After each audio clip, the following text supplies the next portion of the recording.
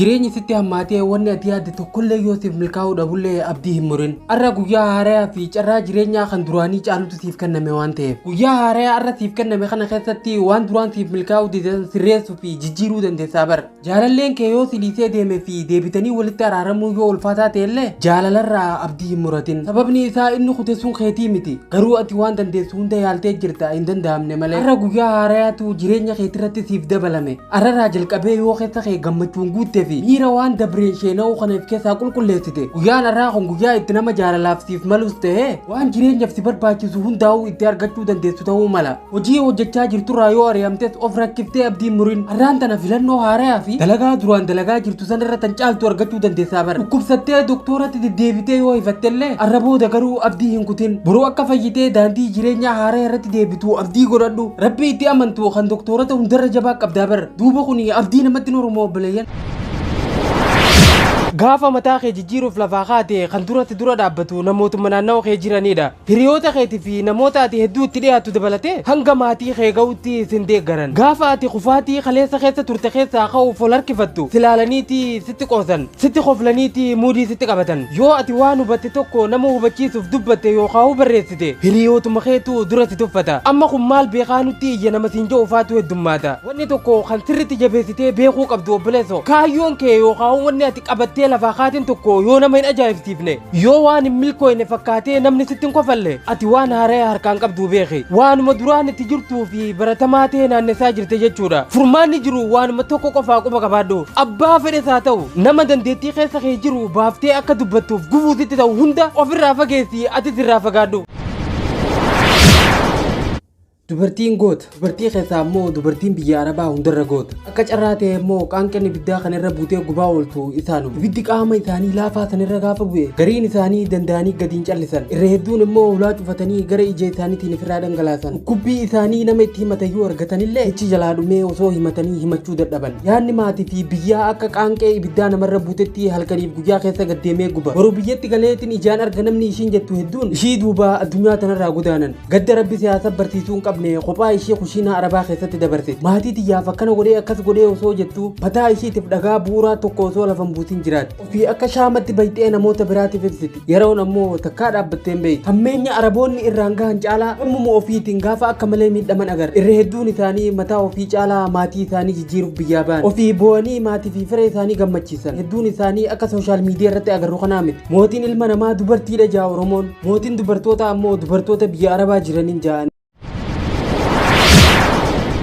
wanni siin mormu tokko jiraachuun carraa guddaa tokko siif uumu qofiinsa kee namni barbaadu balbala milkaa'inaa guddaa siif banaa jira beek mee fakkeenya tokkoon sii maana dhagaye qonnaan bultoota lamaatu ganda tokko keessa jiraachaa turan inni tokko dureessaa xaafii adii facaasuu qaba inni kun immoo nyaatee buluu kan hin qabne miskiina callaadha ture yeroo midhaan facaasan keenyaan inni dureessaa sun xaafii gabbaasee facaasuu eegalee bara inni hiyyeessaa sunis namicha dureessa kana hoggaa argu hin qabu jee harka maradhee taa'urra daaraa kana akka nama xaafii facaasutti waliin facaasee hojii daaraa fuudhee ooyiruu waliin gee yeroo kana namichi dureessa sun halaala dhaabbatee salaalaa ture xaafii tiyyarra adii taneessaa fidee akkasitti facaasu gonkumaa tiyyarra bareedduun qabdu xaafii gurraatti ni jalaa balleessaa jee halkaneeffatee xaafii gurraatti fidee ooyiruu namicha miskiinaa keessa facaasee waliin gee namichi hiyyeessu kun guyyaa waa xiqqoo booda gara ooyiruu isaa yeroo deemu xaafii akka ajaa'ibatti mayiraa jirtu arge yeroo kana namichi miskiinni kun gara rabbii isaa ol jee yaa rabbii daaraa nama facaasiftee xaafii nama haamsiftu galanni kee hin badiin jee galatoonfate sirriitti qalbeeffadhu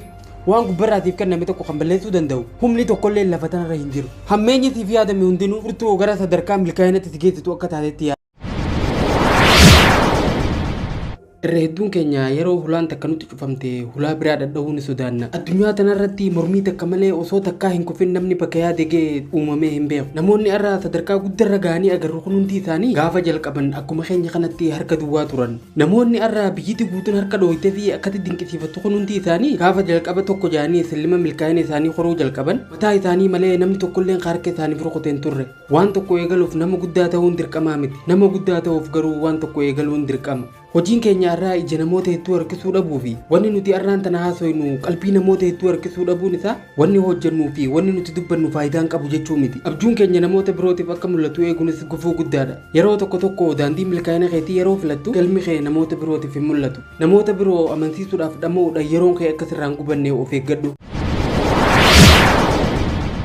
waan gaarii onneen kee hojjechuuf yaade tokko hojjechuurraa duubatti hin deebiin yaadni sun dulloomee hanga ta'e keessatti du'u hin eegin namoonni maal naan jaan jettee gonkumaa hin sodaatin namoonni baraati waan san hojjettus hojjechuu baattus waa'ee keetii haasa'uun isaanii afan qabu garuu waan tokko waan sirriitti addaan baafachuu qabduutu jira innis wanni ati hojjetuuf yaadde kun waan hamaadha moo waan gaariidha kan jedhu qofa addaan baafatudha wanni ati hojjettu waan faayidaa qabuu fi waan namoota biroo hin miine ta'uu itti amannaan ammumarraa ka'iitii itti seeni wanni ati hojjettu sun guutuutti siif milkaa'uu baatullee waan keessa kee jiru san ol baaftee yaaluu kee qofaan boqonnaa sammuu argatta walitti dhaabdee yoo itti fuftee hojjette immoo jijjiiramuun kee waan hafuu miti waan gaarii tokko godhuuf yeroo mijaawaa hin eeggatin yeroo mijaawaa yeroo yaadni sun sammuutti si dhufe sani yeroo barachuu qabdutti baradhu yeroo dubbisuu qabdutti dubbisi yeroo boqochuu qabdutti boqodhu hojjechuu yeroo qabdutti sirriitti hojjedhu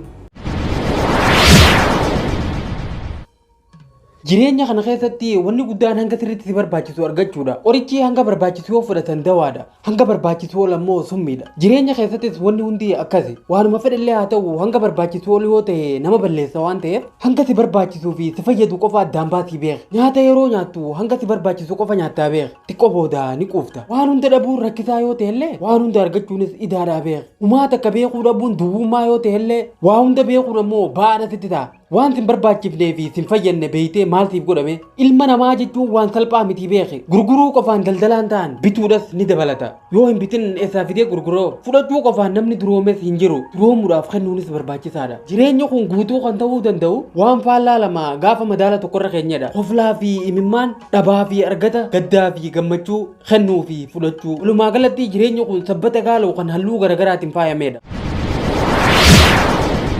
arra nagaya yeroo meeqaffaa fakki hirribaa kaatan lakkoytanii beeytanii guyyaa tokkollee osoo hin du'in arra ga'uun kun isin ajaa'ibsiisu nagayaan hirribaa dammaquun kun waan salphaa miti lubbuun turree guyyaa arraa kana arguun waan guddaadha beek guyyaa arraan tanaa kana namoonni hedduun hawwanii hin arganne anaa fi ati garuu osoo hin kafalin bilisaan guyyaan kun nuuf kenname itti fayyadamuu fi qisaasuun garuu filannoo kiyyaa fi keeti mee guyyaa arraan tanaa kana gammachuun ooluudhaaf lubbuun turtanii waan ta'eedan qofaaf rabbii keessan galatoonfachuudhaan eegala sammuun keessan rakkoo biliyoona yaadachaa akka boqonnaa isin dhoorgaa jiru nin beeka wanni guddaan beekuu qabnu tokko garuu dukkanti rakkoo sanii kan baduu danda'u ifa galatoonfannaatiin akka ta'een mee yeroo takka waan dhabdee irraanfadhuuti waan rabbiin siif kenne qofa lakkaayitii galatoonfadhu eda osoo duutee haleen keessan feel godhe osoo jaamtanii onneen keessan baqaysanii hodhuu barbaadaa osoo isiniin ja'an namoonni ati jaalattu yookiin maatii keetirra balaangee osoo jaamtee wanni kanarra hamaa osoo sin mudanne rabbii kee galatoonfadhu mee yeroo takka viidiyoo kana paawus godhi fuula dheeraa baafadhuuti waaqa keetiin galatoomi ja'iin qilleensa galataa gara keessa keetitti galchi qilleensa cinqii fi hiraar gara alaa ifirraa baas galatoonfattee erga xumurte booda jabaadhu hojjedhu garuu ormaanni jiruu tanaa wanni sitti deddeebi'uuf eenyu akka taate sirriitti akka beeytuuf keessattuu gaafa dandamachuu dadhabdee sitti cimuu mala sibiila oogusanii ergeenni diimatee booda tuman akkas malee sheeppii nuti barbaannu sanatti jijjiiruu hin dandeenyu atis yeroo gammachuu qabdu keessatti amalaa fi jireenya kee jijjiiruu sitti mul'achuu dhabuu danda'a ifirraanfatta rabbiin si dammaysuuf qormaata sitti erga yoo dammaquu baatte ammas qormaata biraa sitti erga sibiila diimesanii cafaqan kan hin jeef hin dagatin duuba maal wayyee jechuu dandeessa furmaanni rabbiin maal na barsiisuuf qormaata kana ergee jettee yaadudha san booda rakkoo hamtuu san keessa osuma jirtu eenyummaa kee guddaan gaafa bahu agarta jaalalti ilma namaatiif gammachuu qofa osoo hin taane qormaata cimaa fi rakkoo gurguddootu jaalala keessatti nama mudata kun ulaagaalee jaalalaa keessaa isa tokko addunyaa tanarratti namni wal jaalatee wal argatu namoota muraasa qofa yeroo ta'u inni kun osoo wal jaalatee imimmaa waliif lolaasuu jiruudhaan gargar ba'a kun immoo jaalala dhugaatiin qabamee jaalalti isaatis gatii dhabdee onneen isaa akkuma mudeeydatti jiruu isaa guutuu hafa addunyaa tanarratti yoo sitti jallatte wanni akka jaalalaatti miidhuu danda'u hin jiru hireen jaalalaa qooda rabbiiti akkuma nuti nama tokko jaalatutti namni nu jaalatus hedduudha garuu irra hedduun keenya nama jaalanneef malee nama nu jaalateef bakka qabnu nama jaalala isaatiin qabamne saniif yaadan hiraaruu malee kan jaalala teenyaaf qabame saniif carraa yaada isaa ittiin ibsachuu danda'u tokkollee laannuuf yaada isaa yoo dhageenyallee deebisaa gahaa takkan kenninuuf tuffanneeti bira kunnaa haasayni nama saniitu dhugaa nutti hin fakkaatu jaalalli immoo cubbuudhaa beeka akkuma ati nama siif jecha miidhame sana irratti qoosaa turtetti faraqaan si geessee gaafa namni sirratti qoosuutu dhufa nama si jaalatu tokko kan isaa ta'uu yoo hin dandeenye akka sirraa abdii muratee of ta'ee jiraatuuf yaada kee ifa bilisaan kee ta'uu hin danda'uu jettee kabajaa fi jaalalaan ifirraa gaggeessuu qabda